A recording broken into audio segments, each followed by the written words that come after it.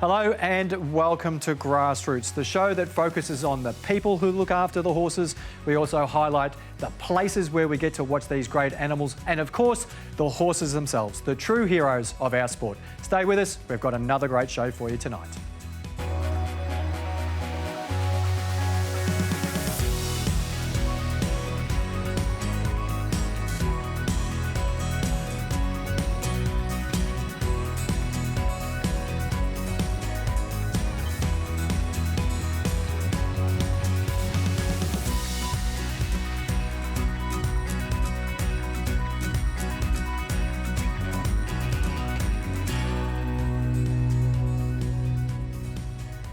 Adam Olzanski joins me on the host set today, a true country racing person. If I'm going to be a little bit rude, you're a bit of a grassrooter yourself, Adam. Sam, thank you. I'll take that as a compliment. I'm looking forward to today's show.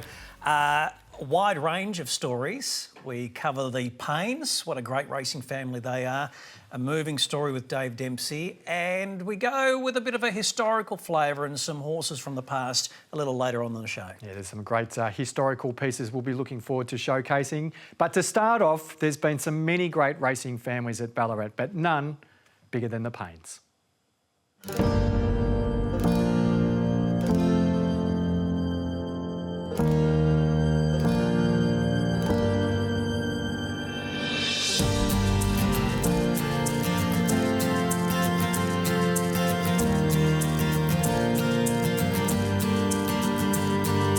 The best years of my life rearing the kids.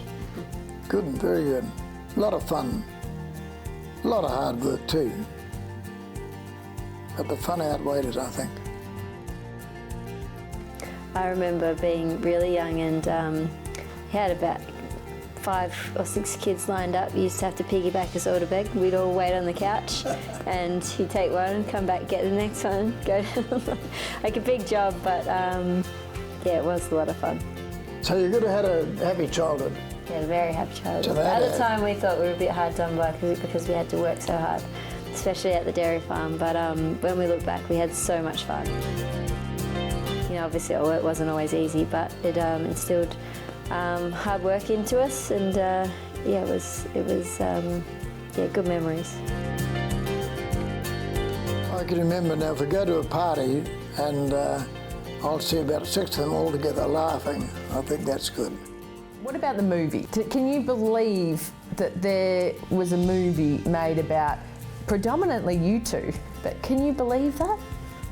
Yeah, I can, just believe it. It was pretty good in the fact that they, you know, they got the relevant parts right, but obviously growing up, they couldn't replicate our family life. I say they made us out to look a lot nicer than we were because there was way more fights than what was in the movie. The best part for us was to see Stevie act as himself. Whoever would imagine you see in the opening credits Stevie Payne as himself. But that for me is the best part, and I think probably one of the greatest parts about winning the Melbourne Cup was that he was there with me, and for people to see Down syndromes. We're so grateful to Darren Weir and to Sandy McGregor, who that was his one criteria that Stevie drew the barrier, and Stevie strapped Prince of Penzance on the day with Maddie Raymond. Yeah, I think that whole scenario, for him to be given that opportunity, obviously Darren Weir was great to him his whole life, working for him, giving him sort of responsibility and a job, but on the biggest day, to have him there, just incredible. My wife said she was going to do her best for him. When she got killed, the kids took over looking after him, and he's turned out very well. Well, I think when she got killed, we said, well, we've got to make it now. We've got to give it a go. And we did that. We gave it our best shot. Did you feel the pressure, though, to have to raise all these small kids? Michelle's only 6 months old. Yeah, but, well, we did our best. Mixed the milk well for her. I said he used to put me to sleep. He said, you just fell asleep somewhere. And then you got put to bed. But you said you lost 2 stone in the first 2 weeks. No, I lost a stone in weight when she died because I couldn't eat or drink for a start. Shock of it. But I think, for me, what I think is the older kids, they were just unbelievable. Bridgie moved away from home and went to be apprentice, but Therese, she just took over role as like the mum. Bernadette was 11 years old and getting up in the middle of the night feeding me. Like, amazing what they did, and just without any fuss, that they just did what they had to do. And yeah, it was just incredible. I think that they got through it, and they're so strong.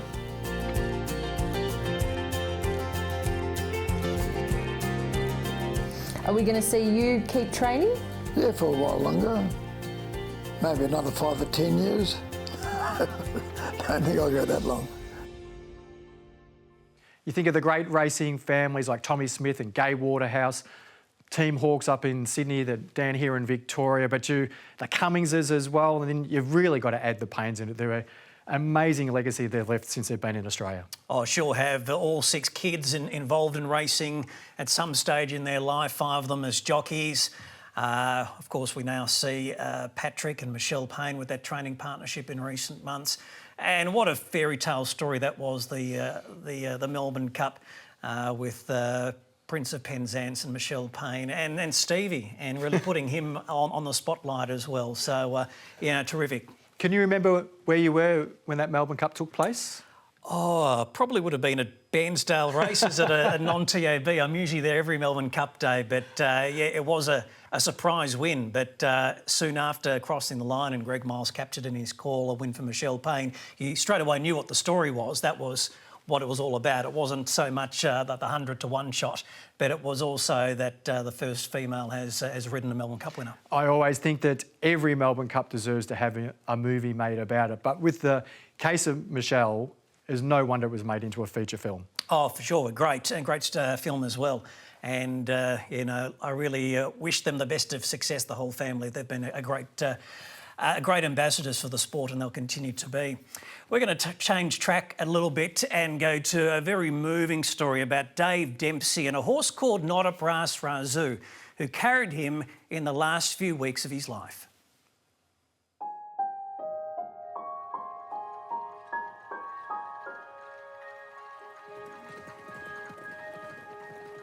We've come along to Mount Gambier for a very special story about lifelong racing fan Dave Dempsey and his horse, Not a Brass Razoo. It's been an incredibly tough few years for Dave, battling terminal cancer. But a shining light has been this mare he's recently purchased for $4,000 and her big win at Gawler last month. Too unwell to be on course for that occasion, we were lucky enough to join Dave and a big group of his family and friends as they headed to his local track to see her try and go back-to-back in what could potentially be the last time he'll see her race. She's got a beautiful little head though, hasn't she? I've been going through a battle, and a battle I'm not going to win, but Peter, he's brought something to me that I possibly, couldn't have got anywhere else, and to get a horse 3 weeks and to win a race with it, that's just incredible. Not a Brass Razoo from Belmont Avenue. Not a Brass Razoo. I couldn't sleep that night. I was so excited. It was something you never thought would happen. You dreamt about it, and Peter's speech afterwards brought a tear to my eye, that's for sure. Dave Dempsey, just amazing. Well done, buddy. Keep the good fight up. Keep it going, buddy, and feel for you and all your family. It's been difficult because he's not really been able to do a lot, so it's something he loves, and to be able to sit there and watch it and watch the horses, it gives him hope, yeah. Great to be here, and if she wins today, that'll be another high. It's very special that he's even made it today, because we were worried he might not even get here. It's provided us something to look forward to, when there is so much, heartache and grief and all that going on. It's just something to look forward to, and, so today is a big day, no matter win or lose.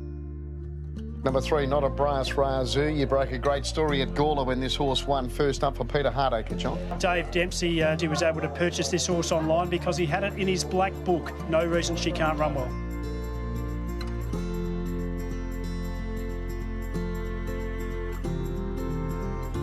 The all clear's given, away and racing, and a bit slow there, fighting fun.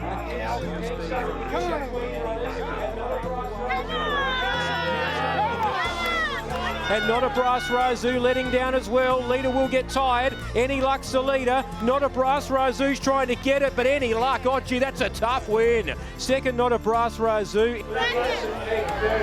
Couldn't be happier. Had our Christmas 3 weeks ago. This is just a bonus.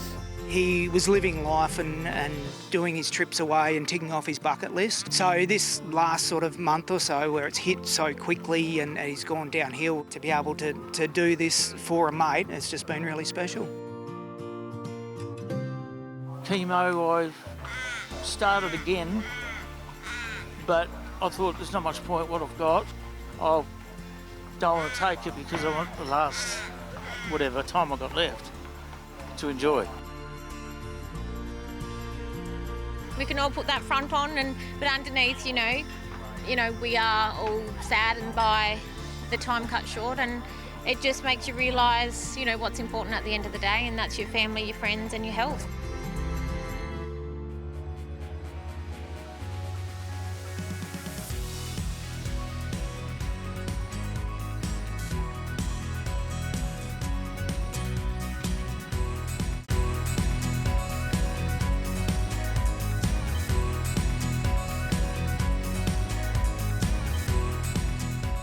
The special guest today is Natalia Bonnet, who is a collections manager here at the Australian Racing Museum. Natalia, thank you for joining us today. I thought I knew all the horses in the Australian Racing Hall of Fame, but this fella here, I'm going to get you to tell me all about who he is and what he did in his career. Well, his name's Sailor's Guide. There's not a lot of people. He's not one of those horses that you think pop to mind straight away. He won a number of major races here in Australia, and then he also went overseas to America and won a race on protest over there. And then he also stood at stud in America. He would be, Sailor's Guide, Bendigo's most famous export in terms of thoroughbreds, but his trainer also has a really interesting backstory as well. George Daniel was his trainer, and he has a long history with horses, going right back to World War I when he was in the first light horse, and we believe that he saw action in Gallipoli. And then he became a school teacher, and there's a little interesting sidebar about his name. He actually decided that he would, when he was involved in racing, he would use a different name so that he could go incognito when he was either going to the races or involved in racing. It's such an Australian thing to do that he would change his name so no one knew that he was skipping off school. Sailor's Guide also has another unique perspective in that he won in front of royalty. In front of the Queen Mother, in fact, in 1958. Natalia, we've got a broad selection of items in front of us, but this photo here really captures my eye. He is a beautiful looking horse, and by all accounts, he had a gorgeous nature as well.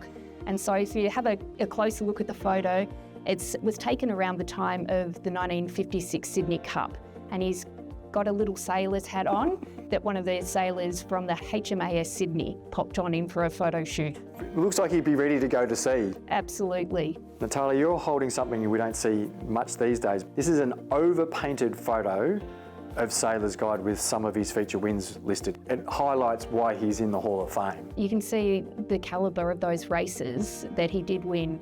And, you know, although he didn't win the big three, he's still more than worthy of being in. This was a horse for me from the 50s and 60s that sort of snuck under the radar. Why do you think that is? Well, although he did win some big races, you know, a VRC Derby and amongst others, he didn't go on to then win any of the big three.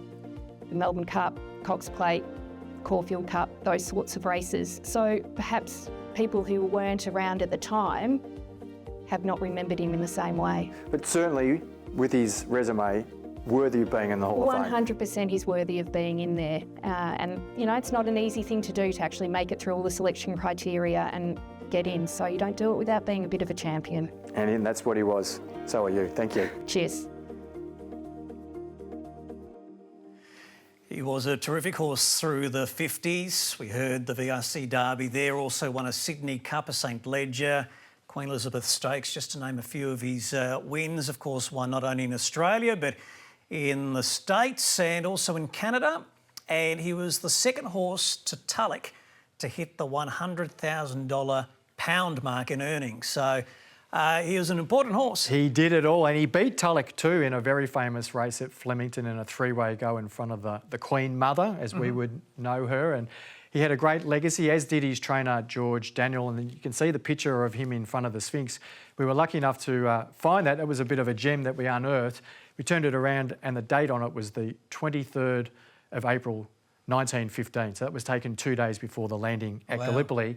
And then the other interesting part of it, Natalia, who did the piece with me there, she said, oh, I've got a piece of Gallipoli history. My great-grandfather was on the second boat to land on the beach at Gallipoli, and it's amazing that he was able to survive long enough that Natalia is with us as well. So these little gems that you can unearth when you go out and shoot these stories, I love that, and has a real grassroots flavour with someone from Bendigo. Well, on a similar theme, we celebrated the Anzacs with this next story of Bill Armstrong. Not only his contribution to the war effort, but also how he served the Australian racing community.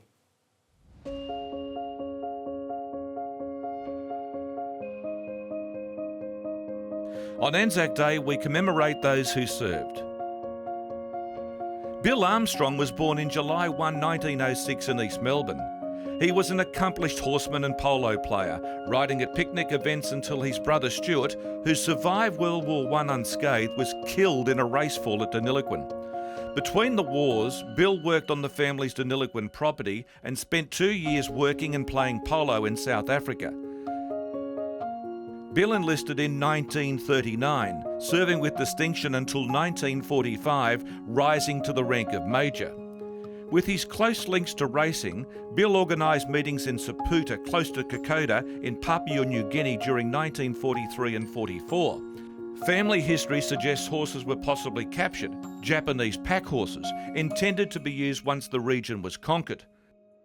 This uniquely Australian event, held so close to an active war zone, was initiated by Bill as a means of promoting welfare and morale among troops, prior to them heading into further heavy action, for which Bill was awarded the Military Cross. Returning to Deniliquin, Bill was active in the community, serving as a federal member for Riverina and also chairman of the New South Wales Southern Districts Racing Association. Quietly listed among his achievements, Bill was VRC starter, sending off fields in Australia's greatest turf races, including 20 Melbourne Cups. A modest man, Bill deserves recognition, perhaps a race to honour his achievements, the Bill Armstrong Saputo Handicap.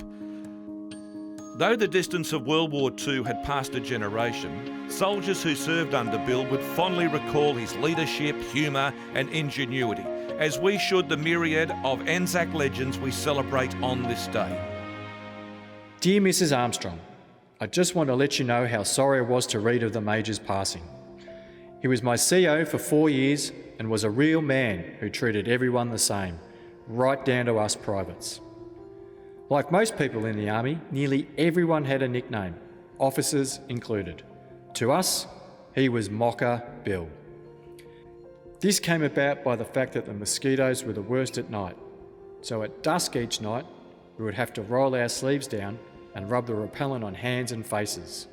So in the Major's words, come on boys, sleeves down, the mockers will be here soon. So to us, he became affectionately known as Mocker Bill. I am enclosing a cutting of a race meeting held at Saputo, New Guinea. Not only was it the Major's idea, but he also organised it, and our carrier company were the officials and also ran the tote. We looked after a horse or two, but can't remember the names. Mrs. Armstrong, I would like you to have this cutting. It has also won me many bets, as sometimes I would boast that I was part owner of a racehorse. I last saw the Major in April 45 when he visited us at the field hospital in New Britain, where some of us had ended up. He shook my hand and said, I'm going home, Curly. Good luck. We may meet again. But we never did. I will always remember Mocker Bill and the good times, a very brave man. Yours faithfully, W. Curly Shanahan, 11th Division, Carrier Company, 19th Battalion.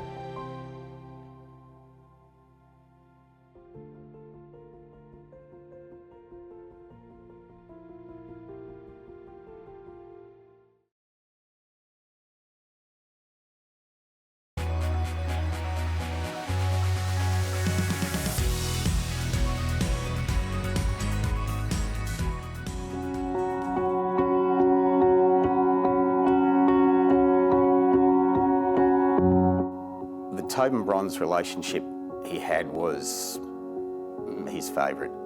The horse meant the world to him from day one, and it would, I get a little bit emotional now, but he would get very emotional whenever asked about the horse. He had so many experiences, life-changing experiences with the horse. The horse was so talented. It was, you know, it was the champion of its day. He was a beautiful horse, and I have no doubt that he was the one for Dad. And here's Tobin Bronze in the purple again with the white spots and the white cap. It's the Cox Plate, and Dad always said this was just the race to win. It was the weight for age, champions of champions, and have a look at him, he looks stunning there. Pulling again, as he always does, pulling Dad's arms out. But going around the tight track at Moonee Valley, he's just settled nicely for him there. Massive crowd. There was a huge lead into this because it was going to be his last race in Australia. He'd been bought by connections in America. So once again, he's settled down beautifully. Third, just one out there. He's let the leader get away a bit, and I think you'll see him just how good a horse he is. The way that he can just catch the leader and just go by him. The emotions for Dad this day were probably the highest ever in his whole career. He had such an affiliation with the horse, and then for the horse to prove that he could go from a Caulfield Cup to a Cox Plate, his second Cox Plate, and then venture on to America for other races. It's a credit to the horse, and Dad's just getting into him a bit now. It's quite emotional actually to watch this footage. I've never had, and Dad never had, a lot of footage of the horse winning the Cox Plates. Yeah, it's great. Great seeing this now. Once again, he hasn't had to hit him a lot. He's just clicked him up, hands and heels, and he's come away fairly easy.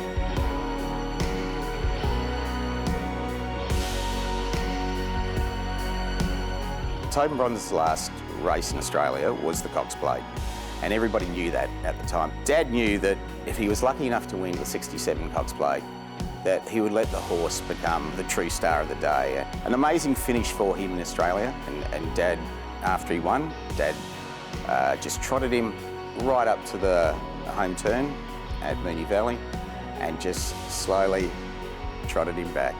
Bill Collins always said that it was the greatest crowd reaction he ever saw on a racetrack. And that used to bring Dad to tears still because the people loved him. What a champion he was through the 1960s Tobin Bronze. We saw great footage, Stuart's footage of him winning his second Cox Plate in 1967, his final Australian start. He also won a Caulfield Cup, he won a Derby, VRC Derby, many Group 1 wins, and of course went on to win in America as well. I want to highlight that 1967 year. He had a bit of a virus, I'm told. He won 4 races in the space of 5 weeks, won over 1,200 metres fresh, went to the Toorak, won that over 1,600 metres, went to the Caulfield Cup, as you touched on, 61.5 kilos, and then backed up and won a Cox Plate. He was an absolute superstar, as was Jimmy Johnson, and I appreciate Wayne Johnson getting in contact with us to share that story as well. And he lived to a grand old age. 1994, he passed away as a 32-year-old in America. So after having a successful career as a stallion, and he signed a number of stakes winners as well. So a true champion of the turf. Adamo, we have to go. Unfortunately, the show's come to an end. We thank everybody, particularly the producers and editors who help us out with all these stories. See you again soon. Always keep your hand on a horse.